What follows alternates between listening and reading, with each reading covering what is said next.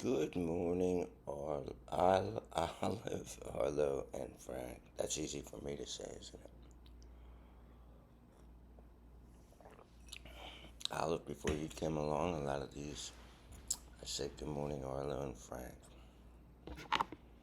So you're 6 months old now.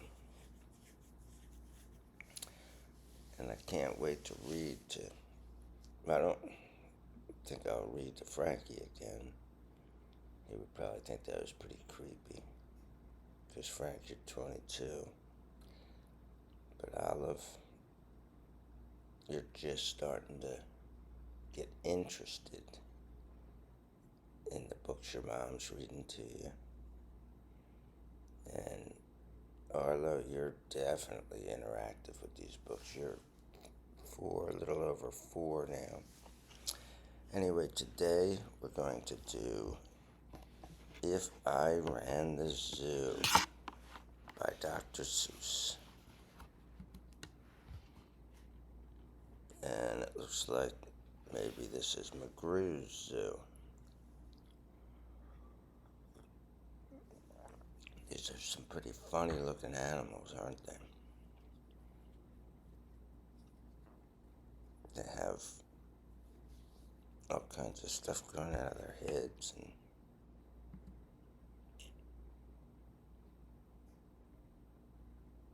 that's a pretty funny looking animal. It almost looks like a duck with long hair.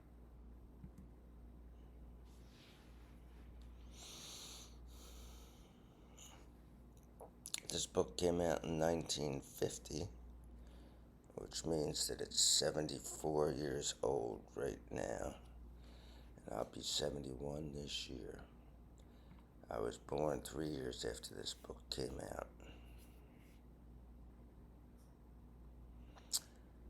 It's a pretty good zoo, said young Gerald McGrew, and the fellow who runs it seems proud of it too.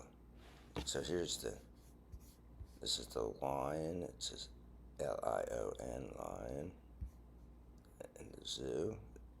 The zookeeper has zoo on his hat, ZOO, and he's looking like, yeah, it's a good zoo. It's good. But if I ran the zoo, said young Gerald McGrew, I'd make a few changes. That's just what I'd do. The lions and tigers and that kind of stuff they have up here now are not quite good enough. You see things like these in just any old zoo. They're awfully old-fashioned. I want something new. And here is the lion, and there's a tiger.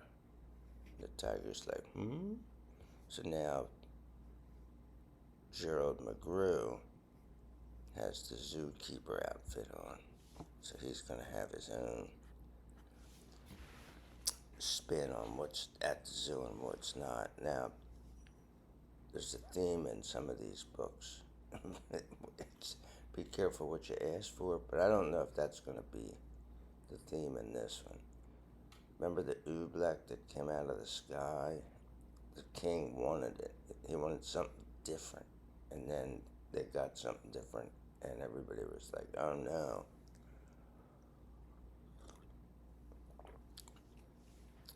Another theme is little kids with imaginations. And little kids do have imagination. Frank, hopefully you still have an active imagination. You should never grow up that way. So I'd open each cage, I'd unlock every pen, let the animals go and start over again. Oh, that would be horrible. There'd be lions roaming around wherever you live. New Orleans, Chattanooga, Philadelphia. And somehow or other, I think I could find some beasts of a much more unusual kind. So here's the normal animals leaving.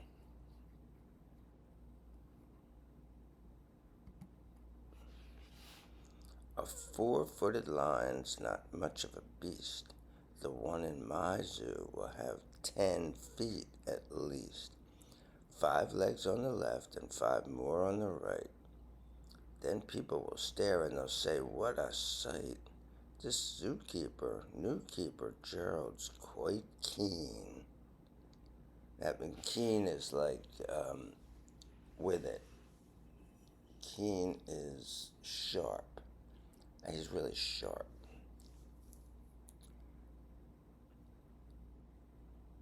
That's the gall darndest lion I've ever seen. So here's 1, 2, 3, 4, 5 feet on the right, and then they're a little hard to see, but we'll count the legs on the left. 1, 2, 3, 4, 5. 5 plus 5 equals 10. So this lion has 10 feet. Gadzooks. And he lets people ride on his, sitting up on his butt. My new zoo, McGrew Zoo, will make people talk. My new zoo, McGrew Zoo, will make people gawk. And gawk is stare in amazement at the strangest odd creatures that ever did walk. I'll get from my zoo a new sort of a hen who roosts in another hen's top knot, and then another one roots in the top knot of his, and another in his, and another in his, and so forth and upward and onward. Gee whiz. So the chickens roost. They sit and they make their eggs. Their eggs come out and then they turn into babies, baby chickens. And so they roost. But he's got them roosting. These are like plumes on the top of a chicken's head. So the plumes are big. And what else do we know about these plumes? There's one red, blue, red, blue, red, blue. So they alternate their colors. Pretty amazing. But that's just a start. I'll do better than that. They'll see me next day in my zookeeper's hat coming into my zoo with an elephant cat. And there he's walking down the street. So it's a cat. It's kind of an odd looking cat. And it's big like an elephant. And it's got a head like an elephant and a trunk. This Dr. Seuss guy's pretty silly, isn't he? They'll be so surprised they'll all swallow their gum. They'll ask when they see my strange animals come, where do you suppose he gets things like that from? His animals all have such very odd faces. I'll bet he must hunt them in rather odd places.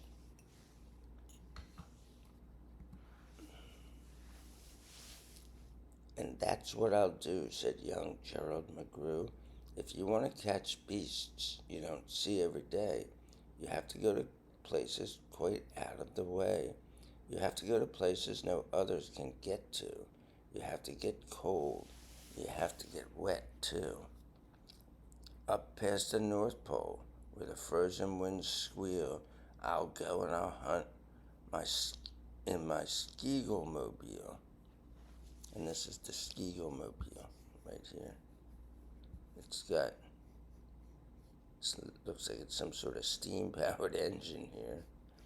And it's got skis on the front and spiked wheels in the back so it can go through the snow. And bring back a family of what do you know? And that's how my new zoo, McGrew Zoo, will grow. And these are what do you knows right here.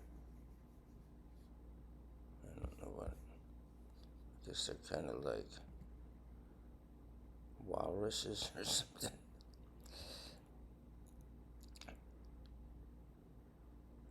I'll hunt in the mountains of Zamamatan with helpers who all wear their eyes at a slant, and capture a fine, fluffy bird called the bustard, who only eats custard with sauce made of mustard, and also a very fine beast called the flustered, who only eats mustard with sauce made of custard.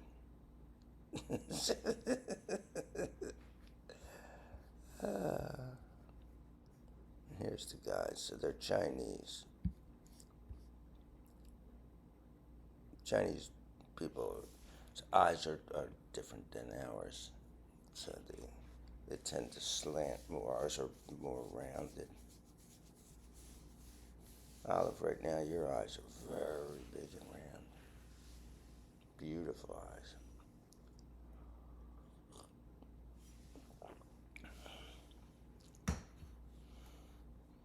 And there's one of these animals is here, and the other is here. I don't know which one's a bustard and which one's a flustered, but I'll catch 'em in caves and I'll catch 'em in brooks. I'll catch 'em in crannies. I'll catch 'em in nooks. Then you don't read about in geography books. I'll catch 'em in countries that no one can spell, like the country of Madafapel.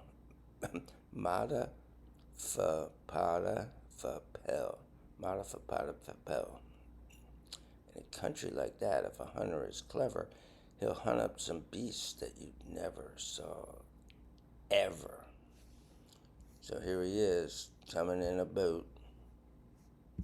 It's McGraw Zoo boat, coming, and here's people that are different.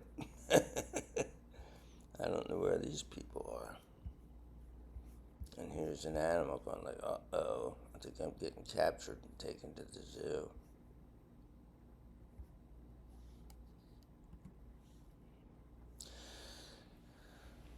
Oh, it's a jute, something called a jute. I'll load up 5 boats with a family of jutes whose feet are like cows but wear squirrel skin coats, and sit down like dogs but have voices like goats, excepting they can't sing the very high notes. And here they are, and they're all just sitting there docilely. I would think they'd be trying to jump out of that boat.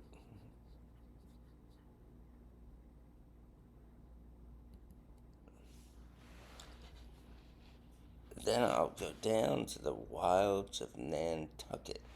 So I don't know where Dr. Seuss lived, but Nantucket is up in Massachusetts. So it's above where all of us live. Massachusetts is a couple states away from the Canadian border. So wherever he is, he's going down to Nantucket, or wherever this story takes place.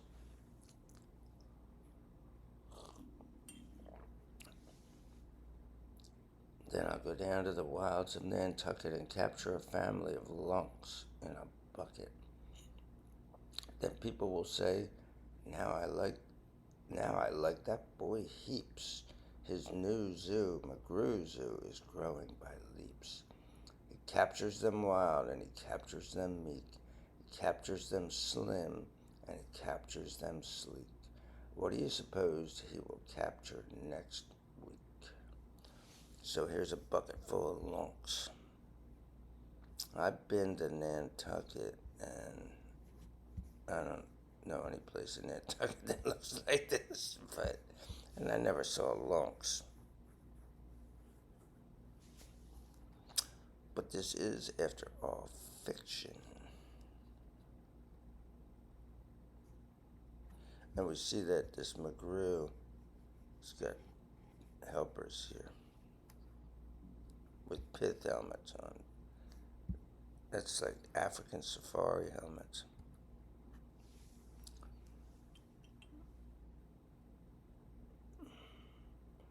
I'll capture one tiny, I'll capture one cute, I'll capture a deer that no hunter would shoot. A deer that's so nice he could sleep in your bed if it weren't for those horns he has on his head. And look at those horns. Yeah, you'd never want this thing in bed with you. And it's like, yeah, I just want to go in that zoo and have people stare at me all day. That'll be a good life. I'm not a big believer in zoos, guys. But I'm not here to download my worldview on you. I'm here to read your story. And speaking of horns that are just a bit queer, I'll bring back a very odd family of deer. A father, a mother, two sisters, a brother, whose horns are connected from one to the other. And we see here that all their horns are connected. Now, he's saying it's connected, but see here, they're overlapping. I don't think they're connected. I think they're just tangled up. Whose horns are so mixed they can't tell them apart, can't tell where they end and can't tell where they start. Each deer's mighty puzzled. He's never yet found if his horns are hers or the other way round. And there they are, just looking up, going like, man, don't like this situation. I'll capture them fat, and I'll capture them scrawny. I'll capture a scragglefoot mulligatawny, a high-stepping animal, fast as the wind, from the blistering sands of the desert of Zend. This beast is the beast that the brave chieftains ride when they want to go fast to find some place to hide. A mulligatawny is fine for my zoo, and so is a chieftain. I'll bring him back too. So now he's involved in the slave trade, human trafficking. He's bringing this mulligatawny, well, and he's a scragglefoot mulligatawny, and this sultan rides him. Look, there's his sword. And sultans are rulers in the Middle East. I don't know if they have anybody these days called sultans, but they're like kings and princes and princesses. Well, not princesses. It's just a different way of saying the word. So it's going to have this man behind bars. Not cool, Dr. Seuss. We have that. We have jail. Someplace you don't want to go. In the far western part of southeast North Dakota lives a very fine animal called the iota. And an iota is, I think it's a little speck. You say, if you don't want to have one iota of something. It means you don't want any of it. But I'll capture one who's even much finer in the northeastern west part of South Carolina. So these two states are pretty far from each other. And he's saying if you go to these really specific areas, you can see animals that are way different than the animals in real nature. When people see him, they will say, "Now, by thunder, this new zoo, McGrew Zoo, is really a wonder." Most beasts are quite friendly, but still, in some lands, some beasts are too dangerous to catch with bare hands. For those that are ugly and vicious and mean, I'll build a bad animal catching machine. It looks like Duncan over here. He's capturing Duncan. Is, is Duncan a bad animal? Duncan is a rat terrier.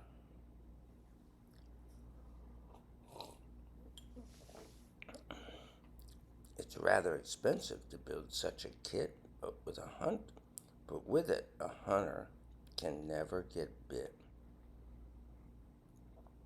So here it is. It's like a cage, and he drops it on the Duncans of the world.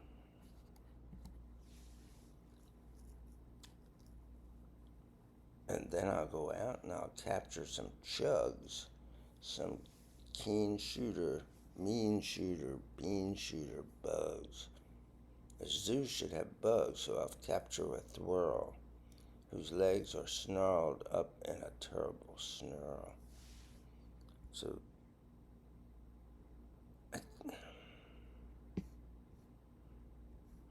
these are the keen shooter, mean shooter bugs here. And this is a thwirl. His legs are snarled in a terrible snarl. Alliteration, kids. Snarled and snarl. I'll go to the African islands of Yurka and bring back a tizzled top tufted mazurka. A mazurka is a dance. It's like a minuet. A mazurka is in three-fourths time. Bum bum bum bum bum bum bum bum bum bum bum bum.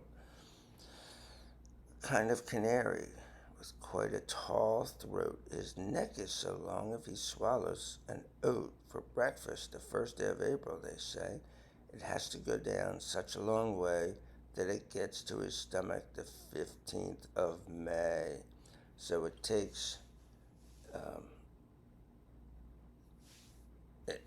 it takes 45 days for an oat to travel all the way down.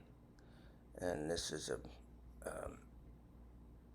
a relic of the 1950. If you drew this picture of these Africans today, you would social media would throw you under the bus. So, but we don't hide the past. These pictures here, just like the pictures of the Chinese people, are caricatures that the people involved, the Chinese people and black people, are offended by this, and well, they should be. But it doesn't take away the good parts of this book. You can't cancel the book just because the person lived in another age. Because we always say, oh yeah, if I lived back then, I wouldn't do things like this. But you would. You would. I'll bag a big bug who is very surprising, a feller who has a propeller for rising, and zooming around making cross-country hops from Texas to Boston with only 2 stops. Now that sort of thing for a bug is just tops. So he's sort of like a helicopter. And when I've caught him, the next thing you know, I'll go and I'll capture a wild tic-tac-toe with X's that win and with zeros that lose. He'll look mighty good in the zoo of McGrew's. So here's, let's see, the X is 1. This is a game, and you start with just the 4 lines, and then I think X goes first, and you have to go one at a time, and you put down, if you're X, you put down an X each time, and you want to get 3 in a row. So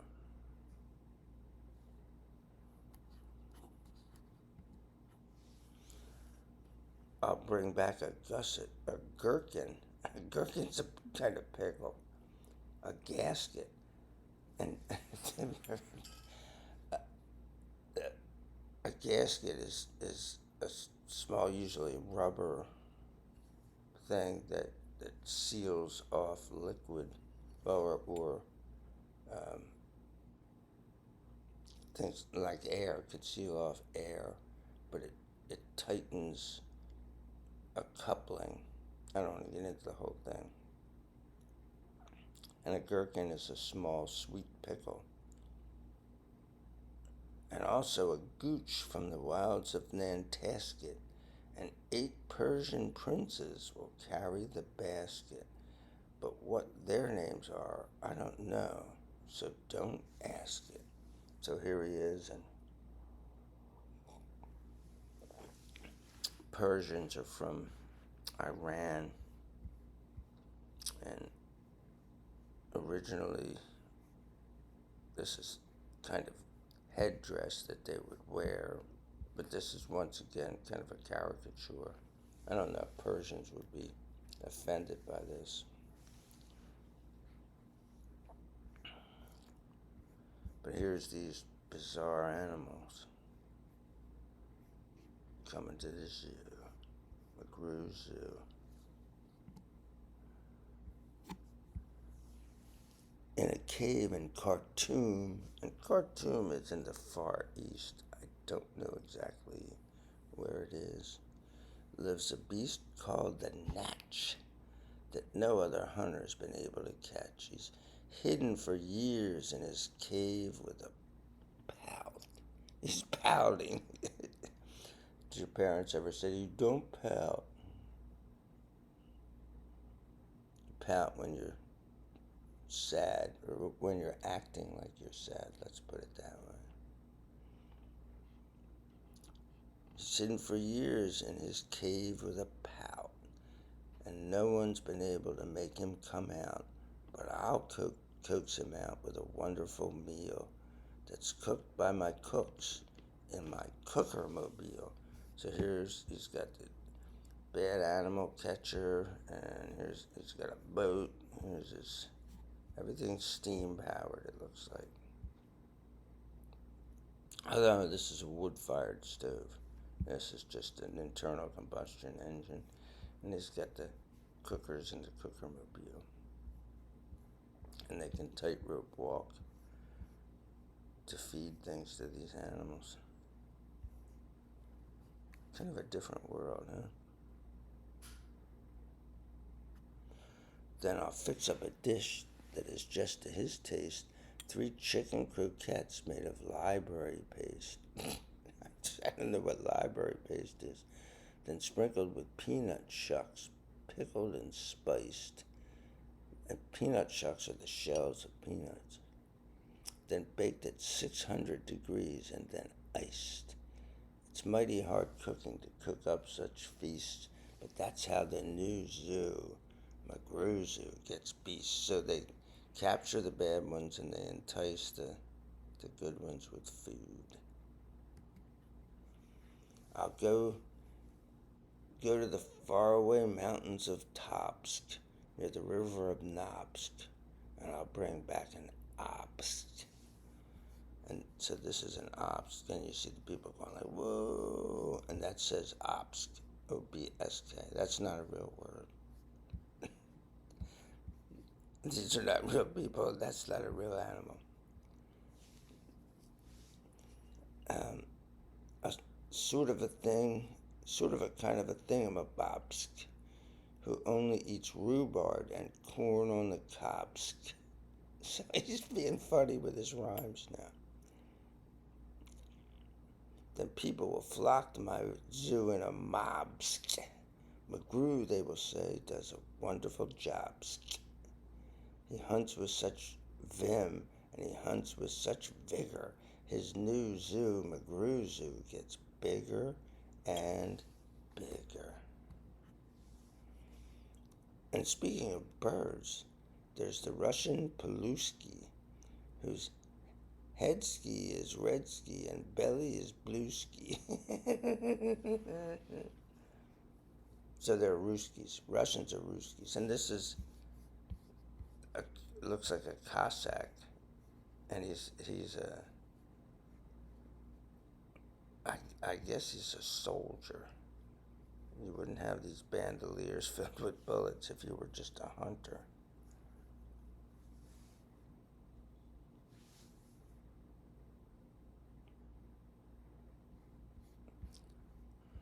I'll get one of them for my Zewski Magruski. So, yeah, I don't think Cossacks would be offended by this, but they might.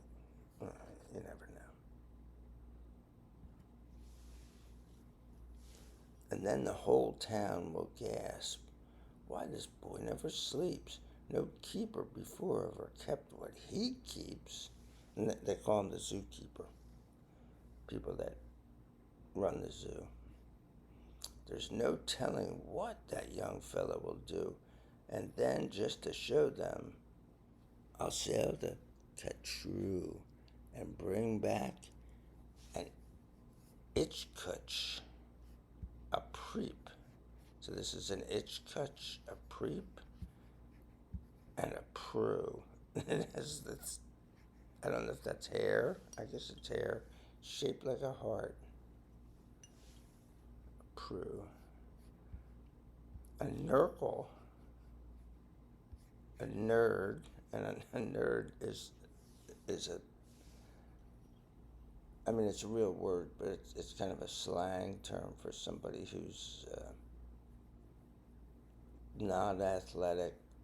Like in school, you have the jocks and the nerds. The ones who sit and study all the time are the nerds, and the jocks are the ones that don't study and just play sports.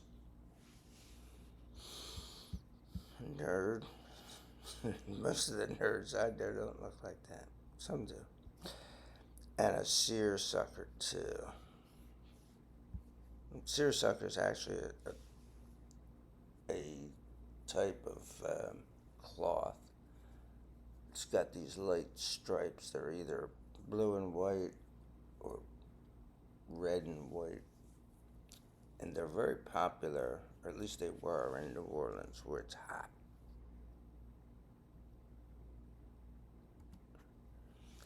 I'll hunt in the jungles of Hippo no Hungus and bring back a flock of wild Bippo no Bungus. The Bippo no Bungus from Hippo no Hungus are better than those down in Dippo Madungus and smarter than those in Nippo no Nungus, and that's why I'll catch 'em in Hippo no Hungus instead of those others in Nungus and Dungus. And people will say that they see these bips bounding. This zookeeper, new keeper, is simply astounding. He travels so far that you'd think he would drop. When do you suppose this young fellow will stop? And here he is. He's got these Bippo Nabungos. That's what they're called.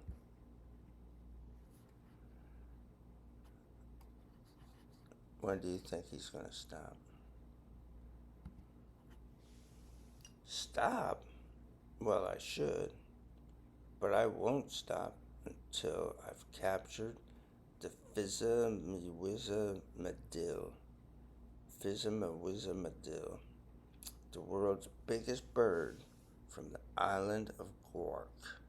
And here he is, the world's biggest bird. Look how small the people are and how large the bird is. These guys are all trying to get him down, and he's trying to fly away.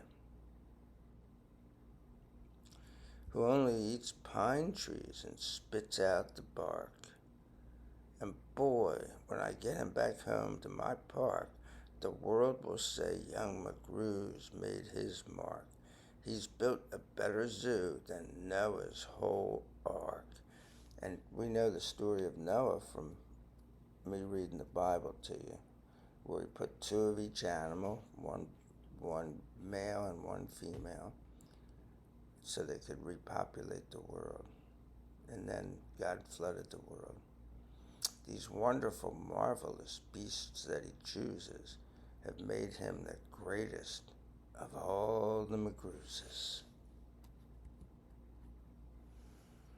Wow, they'll all cheer. What this zoo must be worth. It's the gol darndest zoo on the face of the earth. And look at all these animals. One of them's up here holding up the sign, McGrew Zoo. It's got them in these towers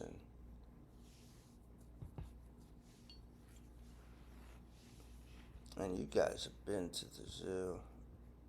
Well, Olive, maybe you weren't at the zoo yet. I know you were at the aquarium last week in New Orleans.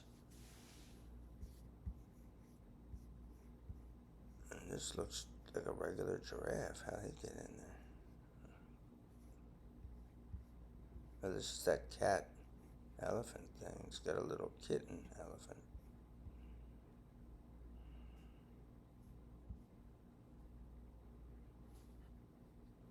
Wow.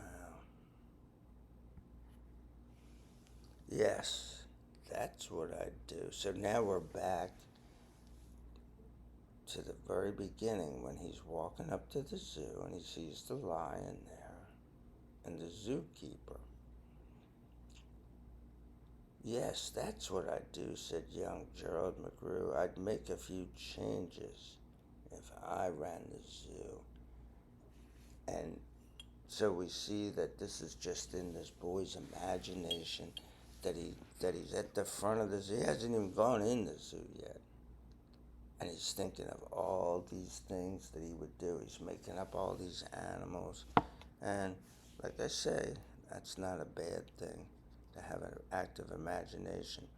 Now, you don't want to tell people that things that are not true are true. You have to control your imagination.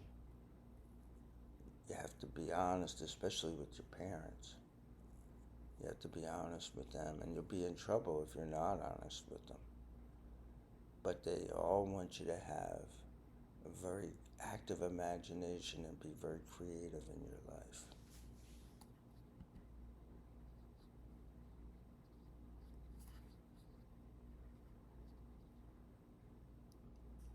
And here's a picture again of the weird animals. And a little thing about Theodore Seuss Geisel, who's Dr. Seuss.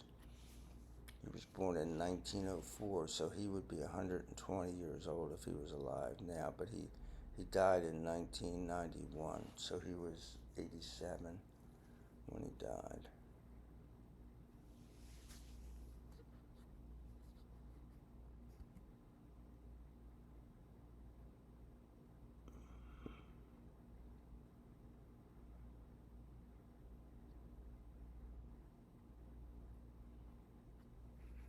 Okay, kids, that's it.